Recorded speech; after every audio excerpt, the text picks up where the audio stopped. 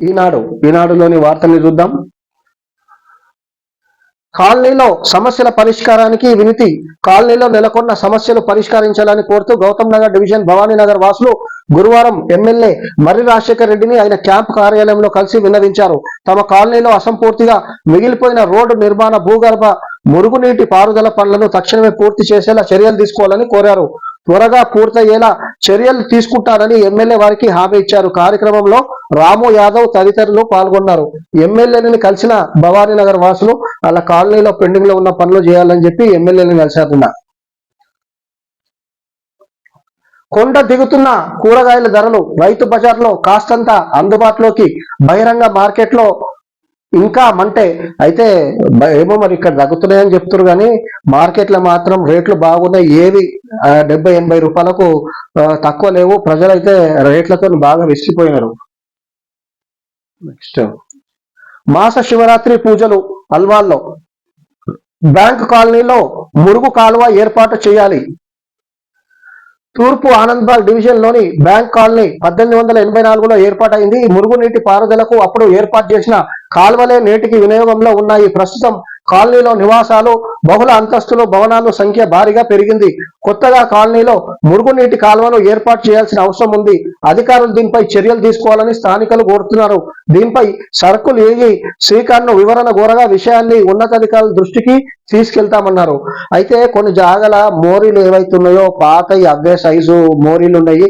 ఇప్పుడు జనాభా పెరిగిపోయింది, అవిని విస్తరించవలసిన అవసరం ఉంది. తర్వాత కొన్ని జాగల నాలాల పైన అక్రమ కట్టడాలు ఉన్నాయి. దాంతో కూడా ప్రజలు చాలా ఇబ్బంది పడుతున్నట్టు. మహిళలకు ఇచ్చిన హామీలు నెరవేర్చండి. కాంగ్రెస్ పార్టీ ఎన్నికల్లో మహిళలకు ఇచ్చిన హామీలను వెంటనే నెరవేర్చాలని కోరుతూ గురువారం మల్కాజ్గిరి తహసీల్దార్ సీతారాంకు భాజపా మహిళా మోర్చా నాయకులు వినతి పత్రం అందజేశారు. ఈ సందర్భంగా కార్పొరేటర్ రాజలక్ష్మి, మహిళా మోర్చా జిల్లా అధ్యక్షురాలు పద్మ మాట్లాడుతూ కాంగ్రెస్ ప్రభుత్వం 7 నెలలు పూర్తయిన మహిళలకు ఇచ్చిన హామీలు అమలు చేయకుండా తత్సారం చేస్తుందని విమర్శించారు. మహాలక్ష్మి పథకం కింద 2500 నవవధువుకి ఇస్తామన్న తులం బంగారం సంగతి ఏడకు పోయిందని ప్రశ్నించారు. 18 సంవత్సరాలు నిండిన కాలేజీకి వెళ్లే ప్రతి ఆడపిల్లకు స్కూటీ, 5 లక్షల విద్యార్థి హామీ కార్డులను వెంటనే అమలు చేయాలన్నారు. పింఛన్ 4000 రూపాయలను బకాయితో సహా చెల్లించాలని డిమాండ్ చేశారు. కార్యక్రమంలో మహిళా మోర్చా ప్రధాన కార్యదర్శి సుదర్శని, దొరై, అలివేలు ధనలక్ష్మి, పంకజ్ తదితరులు పాల్గొన్నారు. అయితే కాంగ్రెస్ ప్రభుత్వం మొన్న ఎలక్షన్స్ లా మహిళలకు 2500 రూపాయలు, తర్వాత ఆడపిల్లకు ఒక స్కూటీ ఏవైతే ఇస్తున్నారో అవి తక్షణమే ప్రభుత్వం ప్రజలకు ఇవ్వాలని చెప్పి నిన్న తహసీల్దార్ని కలిసిన వీళ్ళు బీజేపీ నాయకులు. మౌలిక వసతులు కల్పించాలని డిమాండ్. నేరడ్మెట్ డివిజన్ పరిధి సిబిఎన్ బాంబే గృహాలు కాలనీలో గురువారం సిపిఎం నేతలు పర్యటించారు. కాలనీలో నెలకొన్న సమస్యలకు స్థానికులను అడిగి తెలుసుకున్నారు. తాగునీరు, వాడుక నీరు, రోడ్లు, డ్రైనేజ్ తదితర మౌలిక వసతులు లేక బస్తీ వాసులు తీవ్ర ఇబ్బందులు ఎదుర్కొంటున్నారన్నారు.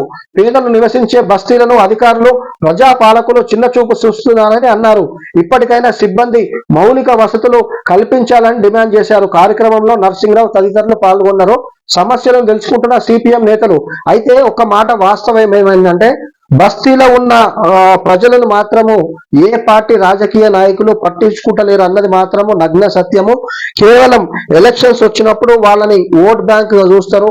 మిగతా సమయంలో పనులు మామూలే. పేదలకు అన్నదానం. తూర్పు ఆనంద్బాగ్ డివిజన్ ప్రశాంత్ నగర్ చెందిన త్రినాథ్ రావు తన తల్లి నరసమ్మ పేరిట గురువారం కాలనీలోని పేదలకు అన్నదాన కార్యక్రమం నిర్వహించారు. పలువురు పేద విద్యార్థులకు ఉచితంగా దుస్తులు, పుస్తకాలు అందజేశారు.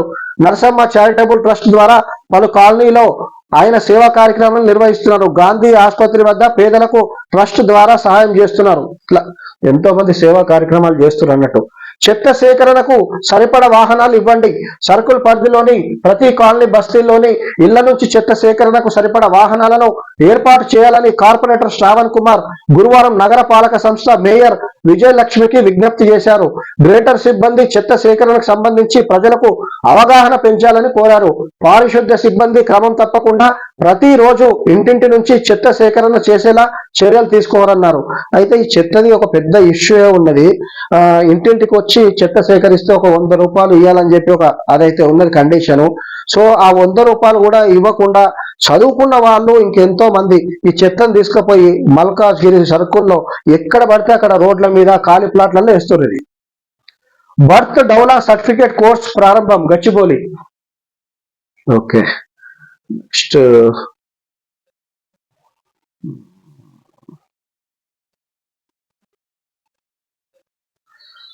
ఇంకోటి ఏదో ఒక మెయిన్ వాడుతున్నట్టుంది ఇలా.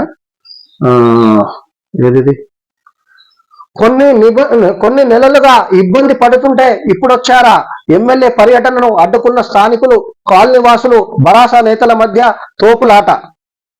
నిన్న మూలాలికి ఎమ్మెల్యే మర్రి రాజశేఖర్ రెడ్డి గారు వెళ్ళినప్పుడు అక్కడ ఏదో స్థానికులకు ఎమ్మెల్యేకు ఏదో కొంచెం ఆర్గ్యుమెంట్ జరిగి తోపులాట జరిగినట్టుంది అక్కడ. చూద్దాం. మూలాడి డివిజన్ లో ఎమ్మెల్యే పర్యటన కొంత ఉద్రిక్తతను దారితీసింది. ఆర్టీసీ కాలనీలో కొంతకాలంగా నిలిచిన రహదారి పనులను పరిశీలించడానికి గురువారం ఎమ్మెల్యే మర్రి రాజశేఖర్ రెడ్డి జిహెచ్ఎంసీ అధికారులతో కలిసి వచ్చారు.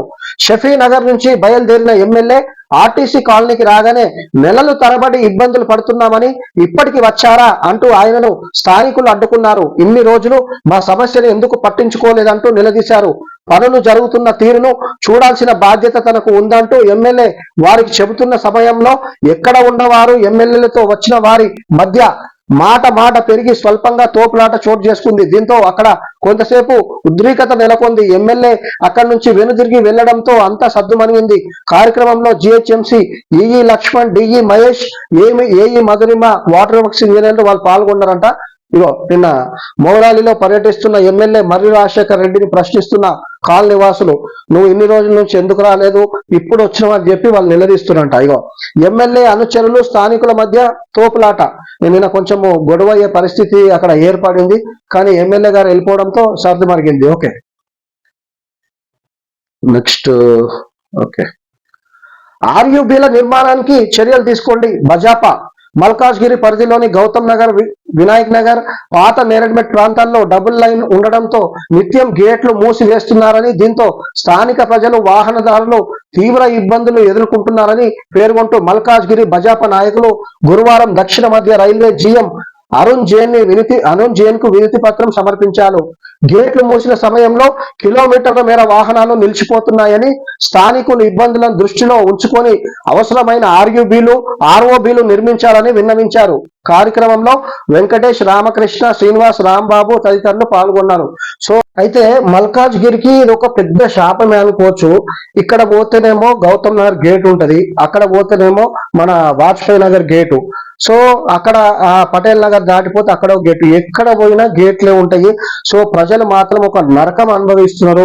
స్కూల్కి వెళ్ళే విద్యార్థులు, కాలేజ్కి వెళ్ళే పిల్లలు, మన ఉద్యోగాలకు వెళ్ళే వాళ్ళు చాలా ఇబ్బంది పడుతున్నారు. వాళ్ళు ఉద్యోగానికి, కాలేజ్కి, స్కూల్కి పోవాలంటే 1 గంట 2 గంటల ముందు వెళ్ళవలసిన పరిస్థితి వచ్చింది. ఓకే, దొడ్డి కొమరయ్య జీవిత చరిత్రను పాఠ్య పుస్తకాల్లో చేర్చాలి. తెలంగాణ రైతాంగ సాయుధ పోరాటంలో రాష్ట్ర ఉద్యమానికి నాంది పలికిన దొడ్డి కొమరయ్య జీవిత చరిత్రను పాఠ్య పుస్తకాల్లో చేర్చాలని సైనిక్ పూరి శ్రీ సాయినగర్ కుర్మ సంఘం డిమాండ్ చేసింది. ఆయన వర్ధంతిని పురస్కరించుకొని శ్రీ సాయినగర్ కుర్మ సంఘం కార్యాలయంలో గురువారం నివాళులర్పించారు. సంఘం అధ్యక్షుడు కె రవికుమార్ మాట్లాడుతూ, తెలంగాణ ఉద్యమానికి ఊపిరిపోసిన ఆయన పోరాట పటిమ గొప్పదన్నారు. బీర్ల అంజయ్య కుర్మకు రాష్ట్ర మంత్రివర్గంలో చోటు కల్పించాలని డిమాండ్ చేశారు. ఉపేందర్, శ్రీను, కృష్ణ, సత్తయ్య, ధనుంజయ, పాండు, ఉపేందర్ తదితరులు పాల్గొన్నారు.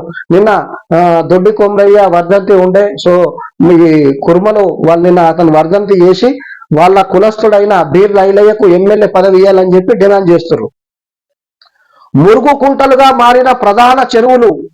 అల్వాల్ సర్కిల్ పరిధిలోని అభివృద్ధి పనులకు నిధులు కేటాయించాలని కార్పొరేటర్ విజయశాంతి విజ్ఞప్తి చేశారు. గురువారం జిహెచ్ఎంసీ కేంద్ర కార్యాలయంలో ఏర్పాటు చేసిన స్టాండింగ్ కమిటీ సమావేశంలో చెరువుల అభివృద్ధిపై చర్చించారు. సర్కిల్లోని ప్రధాన చెరువులు అభివృద్ధికి నోచుకోకుండా మురుగు కుంటలుగా మారడంతో సమస్యలు వస్తున్నాయని మేయర్ విజయలక్ష్మి, కమిషనర్ అమ్రాపాలి దృష్టికి తీసుకెళ్లారు. చాలా ప్రాంతాల్లో పారిశుద్ధ్య లోపం తలెత్తిందన్నారు. మురుగు వీధుల్లో పారడం సాధారణమైందని వివరించారు. వెంటనే ఆయా సమస్యలు పరిష్కారానికి చర్యలు తీసుకోవాలని విజ్ఞప్తి చేశారు.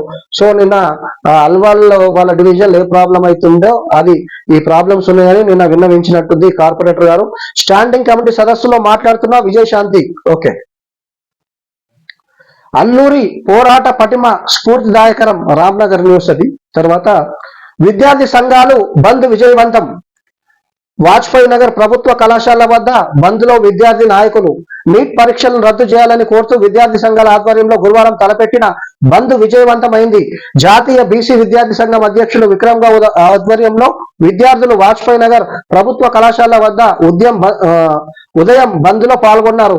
కేంద్ర ప్రభుత్వ అసమర్థత వల్లే నీట్ పరీక్ష పేపర్లు లీక్ అయ్యాయని, లక్షల మంది విద్యార్థుల జీవితాలు ఆగమయ గోచరంగా మారాయన్నారు. అందుకు బాధ్యత వహిస్తూ కేంద్ర మంత్రి ధర్మేంద్ర ప్రధాన్ వెంటనే రాజీనామా చేయాలని డిమాండ్ చేశారు.